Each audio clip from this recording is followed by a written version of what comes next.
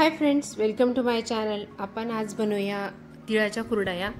त्यासाठी मी इथं गहू घेतले आहे। गहू स्वच्छ धुवून घ्यायचे 2-3 पाण्याने आणि त्यानंतर हे गहू भिजत घातले 4 दिवस। गहू भिजवताना हा जो डब्बा आहे तो उन्हात ठेवायचा, म्हणजे गहू चांगले भिजून जातात। हे बघा, अशा प्रकारे स्वच्छ धुवून घेतले गहू। 4 दिवस भिजत असताना गव्हातलं पाणी रोज चेंज करत राहायचं। पाणी काढून टाकायचं, परत दुसरं पाणी यामध्ये ऍड करायचं। अशा प्रकारे मी गहू 4 दिवस भिजवले आणि नंतर 5व्या दिवशी या कुरडया करून घेतल्या। हे बघा, गहू भिजून झाले आहे। मी आता तुम्हाला डायरेक्ट 4थ्या दिवशीची क्लिप दाखवत आहे। गहू हलकासा प्रेस केला, त्यानंतर त्यातनं व्यवस्थित चीक बाहेर येत आहे। गहू चांगले भिजून गेले। यातलं जे पाणी आहे ते काढून घेते मी। गाळणी ठेवली बेसिंग मध्ये आणि पूर्ण गहू या गाळणीवर टाकायचे, म्हणजे पाणी पूर्ण निघून जातं। आपल्याला गहू वाटून घ्यायचे आहे। मी इथे 3 किलो गहू वापरले होते, ज्याच्या मी 2 किलोच्या कुरडया केल्या आणि 1 किलोच्या तिळाच्या कुरडया करत आहे। तर तो व्हिडिओ सुद्धा चॅनलवर अपलोड केला आहे। या व्हिडिओच्या आधी नक्की एकदा विजिट करा। भिजवलेले गहू मी मिक्सरच्या 2 नंबरच्या भांड्यामध्ये घातले थोडेसे आणि थोडंसं पाणी घातलं, अर्धी वाटी, आणि हे मिक्सर चालू बंद केलं 2-3 वेळेस आणि असे गहू वाटून घेतले। खूप बारीक करायचे नाही, नाहीतर मग गहू लाल, कुरडया लाल होतात। आपल्या गव्हाची जी ताम आहे ती चिकामध्ये उतरते।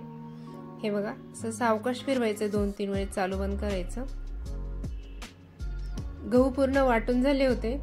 त्यानंतर मी एका पातेल्यामध्ये पाणी घालून तो वाटलेला चीक पातेल्यामध्ये जमा केला पूर्ण, आणि आता याचा जो कोंडा आहे तो काढून घेऊया आपण। हा कोंडा मी असा प्रेस करून हाताने काढून घेतला आणि परत दुसऱ्या पाटीमध्ये पाणी घातलं आणि त्यात पण तो कोंडा परत एकदा धुवून घेतला, म्हणजे त्याचा जो चीक आहे ते 2-3 वेळेस निघतो। ते काढून घ्यायचा आणि अशा प्रकारे पूर्ण चीक काढून घेतला आणि कोंडा पूर्ण वेगळा झालाय। तुम्ही बघू शकता, मी यामध्ये चाळणी घातली आहे आणि थोडंसं फिरून बघितलं तर यामध्ये अजिबात कोंडा नव्हता। आपला चीक तयार झाला आहे। आपण आता हा गाळून घेऊया। त्यासाठी मी इथे डब्याला एक साडीचा कपडा बांधून घेतला आणि ग्लासाने थोडं थोडं चीक यावर घालून घेत आहे। कपड्याने गाळल्यामुळे आपला जो चीक आहे त्यात मिक्सरच्या भांड्यातील जो ताम आहे ती जर आली असेल तर पूर्ण निघून जाते। मी एक वेळ चीक गाळून घेतला, परत चीक पातेल्यामध्ये टाकला आणि परत दुसऱ्यांदा गाळून घेत आहे। 2 वेळेस गाळल्यामुळे आपल्या कुरडया पांढऱ्या शुभ्र होतात। तुम्ही एकदा ट्राय करून बघा। 2 वेळेस गाळल्यानंतर जो कुरड्यांचा कलर आहे तो बराच फरक पडतो, जास्त पांढऱ्या होतात। परत एकदा मी हा सर्व चीक गाळून घेतला आणि हा डब्बा आम्ही 24 तासासाठी ठेवून दिला। दुसऱ्या दिवशी सकाळी आपण याच्या आता कुरडया करून घेऊया। 24 तास झाले होते। मी डब्बा किचन ओट्यावर घेतला आणि सावकाश वाकडा करत यातलं पाणी काढून घ्यायचं। तुम्ही बघू शकता, हे जे पाणी आहे वरचं अगदी स्वच्छ पाणी निघत आहे आणि खाली असा पांढरा शुभ्र चीक बसलेला आहे। त्यानंतर मी हा चीक एका पातेल्यात काढून घेतला आणि व्यवस्थित मिक्स करून घेतला। आपण हा चीक मोजून घेऊया।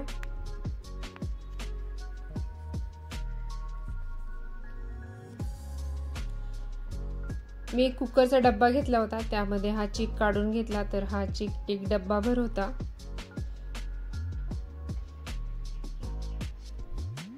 जेवढा चीक आहे त्याच्या दुप्पट पाणी ठेवायचं कुरडयाचं। या ज्या तिळाच्या कुरडया आहे त्याला पाण्याचं प्रमाण जास्त लागतं थोडं, त्यामुळे मी इथं 2 डब्बे पाणी उकळायला ठेवत आहे। गॅसची फ्लेम मोठी केली आणि या पातेल्यावर झाकण ठेवलं, म्हणजे पाणी लवकर उकळेल। ही जी चाळणी आहे पितळी साच्याची मोठी, तिने या कुरडया तयार होत नाही, त्यामुळे अशा प्रकारे मी चकलीचा साचा वापरला आहे। बरेच जण या कुरडया करताना लोखंडी साच्याचा वापर करतात, पण मला तो मिळाला नव्हता। हे बघा, मी इथे तीळ घेतले आहे। अर्धा किलो तीळ आहे। 1 किलो गव्हासाठी अर्धा किलो तिळाचं प्रमाण व्यवस्थित होतं। खूप जास्त जर घातले तर कुरडया टाकताना त्रास होतो, त्यामुळे हा निम्मे प्रमाण वापरायचं। तीळ स्वच्छ करून घेतले आणि साईडला ठेवले। पाण्याला उकळी आली होती, हे बघा. त्यानंतर मी यातलं एक ग्लासभर पाणी काढून ठेवलं. जर आपल्याला पाणी कमी वाटलं तर नंतर घालता येतं. या पाण्यामध्ये मीठ घातलं आहे. परत झाकून ठेवायचं.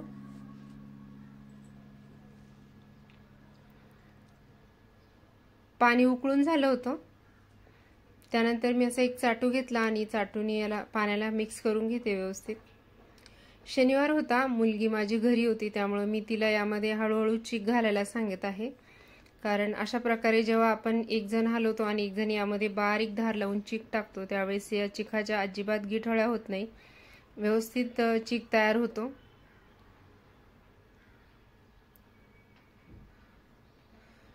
अशा प्रकारे मिक्स करत राहायचं.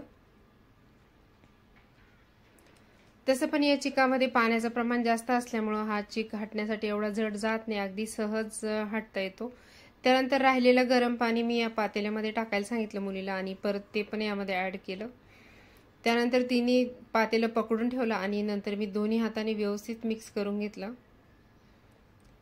कुरड्या करत असताना चिक हटताना अजिबात दुर्लक्ष व्हायला नको. खूप मेहनतीचं काम असतं हे, त्यामुळं याला दोघांची मदत लागतेच. आणि एकाने पातेलं पकडलं तेव्हा दुसऱ्याला व्यवस्थित ते हटता येतं. किंवा मग तुम्ही जर कमी प्रमाणात कुरड्या करत असेल तर 1 किलोचा चीक हा कुकरमध्ये सुद्धा व्यवस्थित हटता येतो, 5 लिटरच्या कुकरमध्ये. हे बघा, अशा प्रकारे चांगला चीक एकजीव करून घेतला मी. त्यामध्ये अजिबात गिठळ्या राहिल्या नव्हत्या. त्यानंतर मी गॅसची फ्लेम लो ठेवली आणि यावर झाकण ठेवलं. हा पूर्ण चीक शिजण्यासाठी 10 ते 15 मिनिटं वेळ लागतो.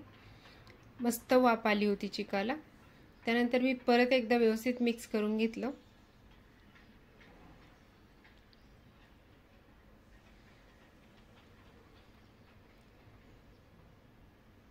चांगलं शिजवून घ्यायचं.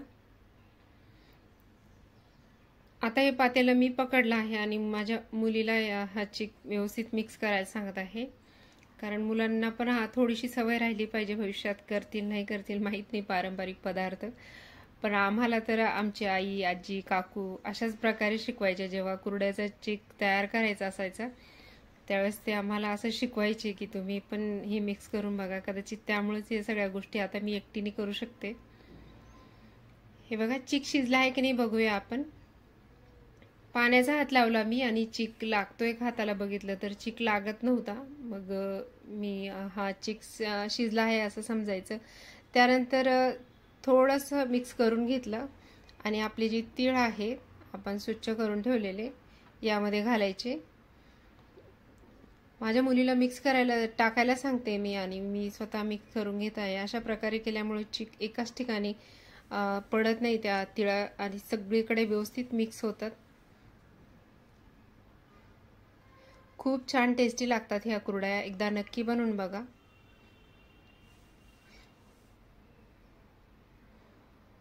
आणि विशेष म्हणजे या कुरड्या कच्च्या सुद्धा खाता येतात, तळून खाता येतात आणि भाजून सुद्धा खाता येतात. हे बघा, मस्त असा चीक तयार झाला होता. त्यानंतर मी चीक गॅलरीमध्ये घेऊन आले आणि इथं एक प्लास्टिक अंथरला आहे. तुम्ही एखाद्या कॉटनच्या कापडावर सुद्धा टाकू शकता.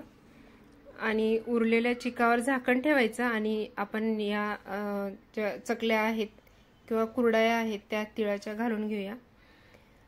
आपण साबुदाण्याच्या चकल्या करतो त्याचप्रमाणे मी याच्या 3 ते 4 एड्याच्या छोट्या छोट्या चकल्यासारख्याच कुरड्या तयार करून घेतल्या.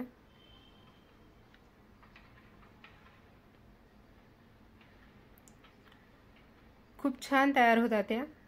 एका साच्यामध्ये जवळपास 3 ते 4 कुरड्या तयार होतात.